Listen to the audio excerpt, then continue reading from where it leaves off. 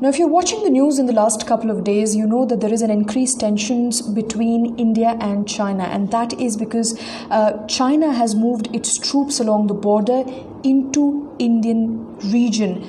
Reports now suggest that there is a large presence of troops, Chinese troops, along Indian side of the border, and they have now entered 3 kilometers within the Indian territory, crossing the line of actual control.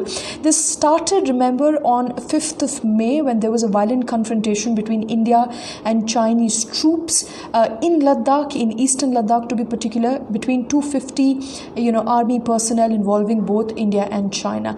And since then, we have only seen rising tensions that have spilled over from May 5th to May 6th when situation became a little better. But in the last couple of days, we've seen increased troop presence. Chinese army is essentially building tents, it's building bunkers along the border, they've moved in heavy machinery, and this has also resulted in India retaliating appropriately by sending in more and more troops. There are 2 regions in particular which are at the center of this standoff, and that is the Galwan Valley in eastern Ladakh and also the Pangong Sao in Ladakh itself. There is also tension building in Sikkim. In fact, a report suggests that a patrol army, a troop of ITBP and Indian Army was captured and detained by the Chinese army and was later released, but the Indian Army has so far denied it.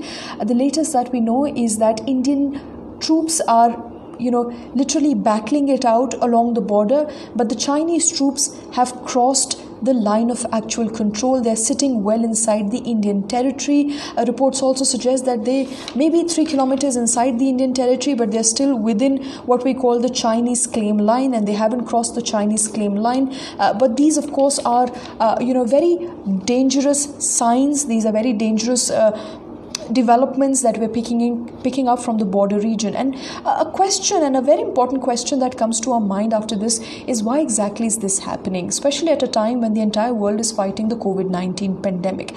And this essentially boils down to just one argument, and that is China is trying to bully India. Why?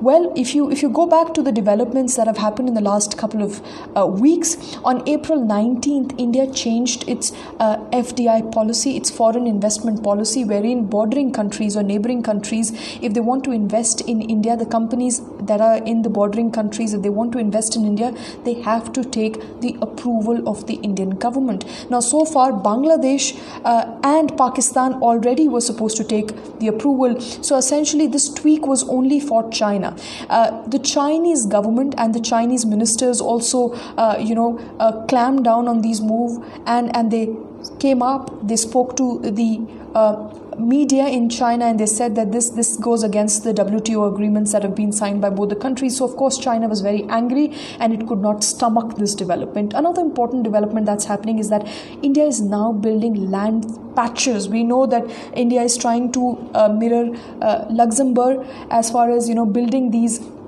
land patches, commercial land patches for those companies that are currently angry with Beijing response to COVID-19 pandemic and are likely to shift out of China. And India is trying to be a competitive rival to China and provide these companies a safe passage to India and a place in India to set up their commercial shops. And this again is a development that did not go down well with China. The Chinese government essentially could not stomach it, and that is why we are now seeing a full-scale military intrusion from the Chinese side into India's side.